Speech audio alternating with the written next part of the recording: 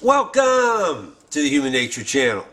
I'm your host, Alex Tamsula, and what am I doing here? Well, it's Tuesday night once again here at my dad's festive farm garage. I think I called it that once before, but it is the right word for tonight because tonight is New Year's Eve 2019. And yes, I'm feeling pretty festive. Whenever I'm feeling festive, I channel Rodney Dangerfield. I even write Rodney Dangerfield-style jokes. My wife asked, "What should I serve for supper?" I said, "Surprise me." She served me a subpoena. I live in a rough neighborhood, let me tell you. At the closest intersection, there's a stop sign, and written on it is "Me before I kill again." Rough neighborhood, I'm telling you. Anyway, now I think is a good time to continue the story I began in my last video about Frank and the coffee shop. Now what I wanted to do was talk to the manager. But he's not an easy guy to see because there's other coffee shops in this chain. He could be at them. I didn't see the guy till Friday. This is almost a week later. So I walk into the coffee shop and I see him and I say, "Hey, did you get my message?" And he's like, "Yeah, I got your message." And he's like, "I talked to Earl about this." And I'm like, "Okay, good. That sounds positive." He says to me, "I walked up to Earl and I said, 'What's this I hear about you pushing old men around?' And I'm like, "Okay. I'm waiting here to tell my side of the story." But before I can do that, the manager goes into this 2 to 3 minute talk about his Earl fatigue. Yeah, it turns out that Earl will not buy bottled water in that coffee shop. He will get up and leave, go to a grocery store, buy the bottle cheaper, bring it back to the coffee shop. Apparently this annoys the manager. I also found out that Earl holds some kind of record when it comes to the number of complaints customers have lodged against an individual.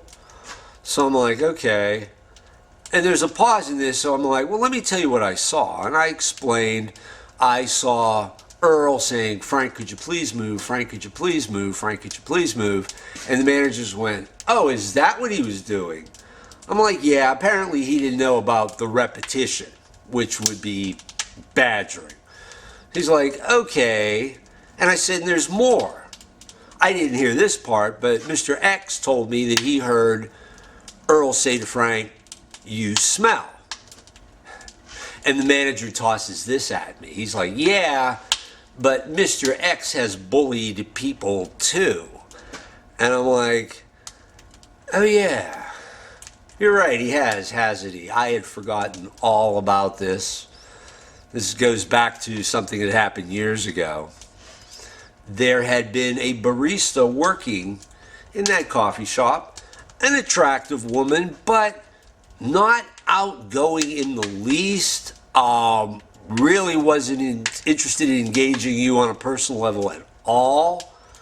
Tried joking with her one time. There is a wall of ice there. I don't know why. Whatever. Not going to worry about it. However, Mr. X got the same treatment, and apparently he took offense and had cyberbullied her, had gone on Facebook and saying was all sorts of rotten things about her. So I have to admit, I'm like, yeah, Mr. X is no angel. And the manager says to me, I had to move that barista to another store because Mr. X was upsetting her so much. Now, in the back of my head, the first thing I thought of is, wait a minute, you'd move a barista rather than tell this guy you're no longer welcome here. You would do one rather than the other. I'm having a bit of a tough time understanding this, but okay, I'm learning as I go. Then it gets better. The manager says to me, "Hey, Alex, you know what you ought to do? You ought to keep on Earl about this." Okay. I have been reading some interesting books lately. written by Nassim Nicholas Taleb. I really like this guy. And it's funny. I mean, Black Swan is one of his books. I read Skin in the Game. I'm reading Anti-Fragile now. I always understood what he was saying intellectually, but while I was reading Anti-Fragile, I noticed I started understanding it on a physical level, which is probably what Mr. Taleb means when he talks about experiential knowledge, seeing what he's talking about in the real world. So when the manager says to me, I ought to keep on about this, I understand exactly what the manager is doing. Any risk he may have when it comes to dealing with Earl, he's offloading it onto me, or he's trying to. And I'm like, wait a second, I could very easily find myself in a place where I'm being accused of harassment while playing hall monitor. I'm like, no. There's no upside to this. There was upside when Cordello said to me, hey, Alex, I like the way you stood up to Earl. And that was acknowledgement. It was upside. It felt good. There was a lot of good stuff about that. You could almost feel like, yeah, this was all right. I did the right thing. You can't go wrong standing up for the weak. But in this particular case, I'm not feeling any upside at all. I'm seeing nothing but downside. Do I speak for the manager? Does he have my back? I really don't understand any of this. And also, here's another thing coming from Taleb. If the manager had taken care of the Earl problem a long time ago, Earl wouldn't hold this record in being the #1 pest down there. So overall, I felt it kind of a disappointing experience. His response didn't do a lot for me. He didn't thank me, so it really does sound like a thankless task. And I gotta say, my feeling is he probably would have rather I did not bring this to him. Okay. So the next day is Saturday, and I go back down to this coffee shop, and I see Mr. X. And I'm chatting with him. I said, you know what, I have half a mind to stop coming down here. And he's like, really, why? And I explained a bit about the manager trying to offload his risk onto me. And he actually understood what I was talking about. And he's like, well, it'd be a shame if you did it. And I'm like, well, I'm thinking about it. So I go home, and then I send Mr. X a tweet. And what I say is, no, I made up my mind. I'm no longer going to this coffee shop. I'm not going to give my money to an establishment that harbors a bully. And that's it. I haven't gone back since. I mean, I do have friends down there. The group down there is actually a good group. This really has nothing to do with him. This is just being terribly disappointed with the manager who wasn't the boss I thought he was. It's like, I don't feel like giving this guy my money anymore. Hopefully I'll see them in other places. Anyway, there's a postscript to this story. I was talking with my friend, the Human Encyclopedia, and I told him this tale, just as I told it to you, and he's like, you're running away, huh? And I'm like, what are you talking about? What do you mean running away? And he's like, well, the manager was asking for your help. And I'm like, hey, I didn't even have to say anything. In some respects, I am playing Lone Ranger here. I mean, Mr. X isn't going to do this. But I said I saw it as a civic duty. How's that? I think I see what could be an example of elder abuse, the idea I'm getting from the manager, by the way, but I see this episode of bullying. I bring it to the manager's attention. I did my bit. I mean, he and I actually started both getting red in the face at each other. But I said to him, hey, really, the manager's asking you to play hall monitor. Can I be sure he has my back? And my friend went, And so he started scratching his chin. So that was that. So thus is the tale of bullying in the coffee shop. Well, there's always something interesting here in my dad's garage. What can I show you tonight? I went up into the chicken coop, was looking around for something interesting, and I found this jar of red stuff. And I have no idea what this is. I mean, there's liquid in it, and there is some kind of solid mass, and when I turn it like this, it makes bubbles. Oh, I don't think this jar has been opened in a long time, judging by the rusty lid. I'm not going to open it because I'm actually afraid of what's inside there. Well, I think I have everything I need. I have some spicy salmon roll. I got a fire extinguisher in case the spicy salmon sets my tongue on fire. I have a magic marker. Hey baby, you want to come back to my place and see my king-size Sharpie? That is it. Coming up next, the song. It's New Year's Eve, and I have the lyrics to Auld Lang Syne in the original Scottish. Hey, starless mystery, call the cats. Should old acquaintance be forgot and never brought to mind? Should old acquaintance be forgot and auld lang syne?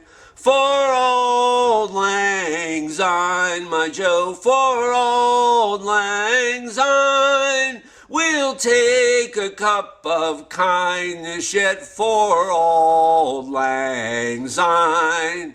And surely you'll be your pine stoop, and surely I'll be mine. And we'll take a cup of kindness yet for auld lang syne. For auld lang syne, my Joe, for auld lang syne. We'll take a cup of kindness yet for auld lang syne.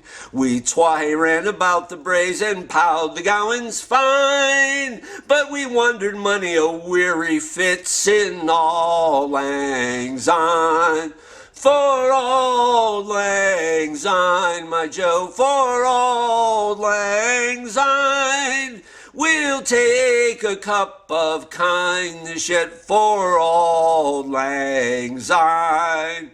We twa hae paddled in the burn frae morning sun till dine, but seas between us bray roared sin auld lang syne. For auld lang syne, my Joe, for auld lang syne. We'll take a cup of kindness yet for auld lang syne.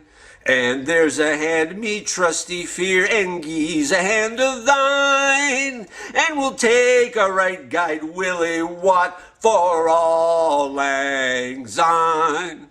For auld lang syne, my Joe, for auld lang syne. We'll take a cup of kindness yet for auld lang syne. Happy New Year, Irv. Time for your close-up. Show them all how good looking you are.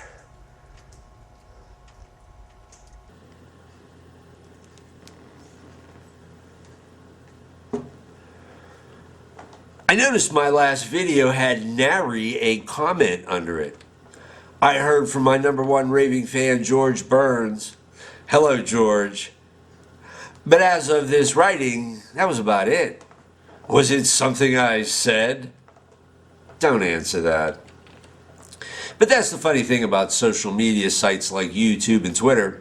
You never really know what people are going to respond to.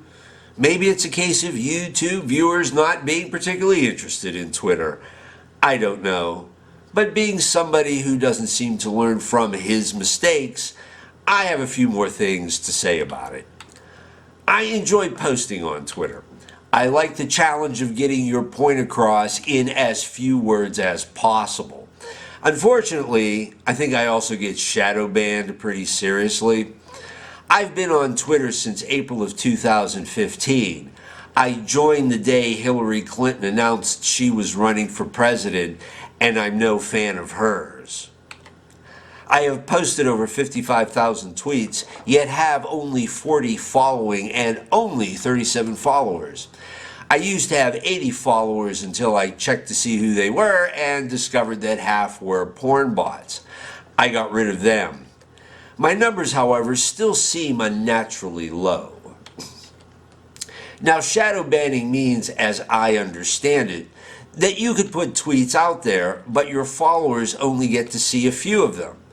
In fact, I had a direct experience with this recently. I went to U.S. Senator Al Franken's Twitter page.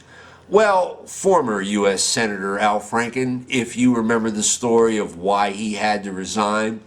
So I thought it might be fun to send the senator a tweet with a YouTube link to the Georgia satellite singing "Keep Your Hands to Yourself." I swear that tweet disappeared in under 30 seconds or less. Poof, gone, vanished. I could no longer find it. I can understand it not being in the home section, but it wasn't even in my profile. I guess somebody didn't think it was all that funny. But I haven't soured on Twitter like some have, such as PewDiePie, the biggest YouTuber out there, his departure from Twitter a notable example. To me, it's still fun, despite being a pain in the ass. In my last video, I mentioned 3 fake accounts following me, bots or fishers or whatever. And what's amusing is they keep feeding me links to web news articles on the Las Vegas shooting. In fact, they are recycling articles. They're posting stuff they've already posted. Just to see what would happen, I sent tweets to all these accounts, asking them if they could post links to my Las Vegas shooting videos in their feeds. And what happened? Nothing. They're bots. Fuck them. So when it comes to the Las Vegas shooting articles they link me to, most of them I've already read, and most are pretty useless.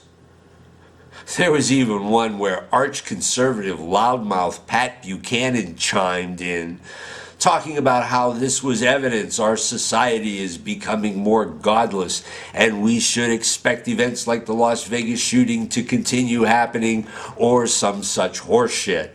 Like I said, these articles were pretty much useless. Except one they sent me, which was very interesting.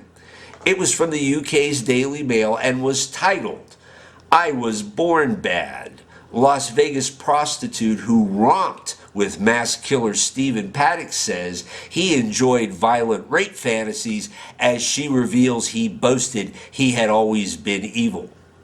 So, I'm going to read this article to you. Then afterwards, I'm going to break it down because there are some very interesting things in this I want to spotlight. Stephen Paddock known to have hired prostitutes on regular visits to Las Vegas. One has spoken out about their violent sex sessions and Paddock's dark side. She said the gunman was obsessive, paranoid, and loved conspiracy theories. Police are still hunting for a call girl Paddock solicited days before massacre. A Las Vegas prostitute who was hired by murderer Stephen Paddock has spoken out about their violent sex sessions and how he bragged about having bad blood. The woman, who spoke anonymously, said she would spend hours drinking and gambling in Sin City with Paddock, who she described as paranoid and obsessive. If he hit a winning streak, he would take her back to his room for really aggressive and violent sex, including living out rape fantasies, she said.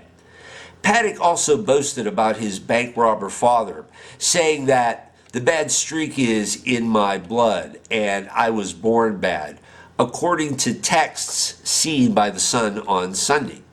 The 27-year-old woman said Paddock, 64, would often rant about conspiracy theories, including how 9/11 was orchestrated by the U.S. government.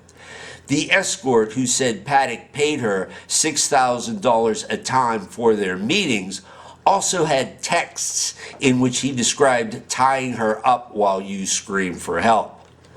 Meanwhile, investigators said they are interviewing other call girls in the hope of ascertaining a motive for the worst mass shooting in American history. In Paddock's room, officials found a piece of paper containing a number of phone numbers, but they reiterated no suicide note was found. Law enforcement have said they are confident Paddock carried out the Mandalay Bay massacre from his hotel room alone. Las Vegas Metropolitan Police Department Under Sheriff Kevin Mayhill said on Friday that investigators are sure no one else was in the room before he shot dead 58 and injured almost 500 on Sunday. Earlier, NBC News had reported a mysterious charger that did not match any of Paddock's cell phones, raising the possibility that another person had been with Paddock beforehand. However, later police said that they have now matched all the cell phones and all the chargers and that they belong to Paddock. It was earlier revealed that Benjamin Paddock, Stephen's father, was an FBI most wanted bank robber and confidence man known as Big Daddy. Benjamin was captured in Las Vegas in 1960, then escaped and lived on the run for a decade. He was described as psychopathic, armed and dangerous, and suicidal, and the public were told not to approach the man known as Chrome Dome and Old Baldy. Stephen was just 7 years old and living in Arizona when his father Benjamin Paddock was nabbed by the FBI for a series of bank robberies. At the time, Stephen's mother tried desperately to shield her young son and his 3 siblings from the devastating news that their father was living a double life as a bank robber and con man. "We're trying to keep Steve from knowing his father is held as a bank robber," a neighbor told the Tucson Daily Citizen on July 29, 1960. "I hardly know the family, but Steve is a nice boy. It's a terrible thing."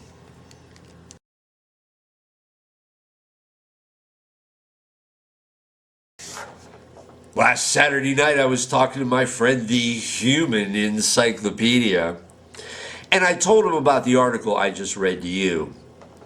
He had an interesting reaction. He said, "Now that $6,000 a night hooker can tell her client she slept with Stephen Paddock and charge $7,000 a night." I thought that was pretty good, not just because it was funny, but because it managed to zero in on the number one problem I have with this article, which is the source, a hooker, and a high-priced hooker at that. Not the most reliable source I can think of, but I'll bet she has some interesting names in her address book. My friend and I were on the same page when it came to being skeptical of her story. The article was first posted on October 8, 2017, exactly 1 week after the Route 91 Harvest Festival massacre. Now think about it.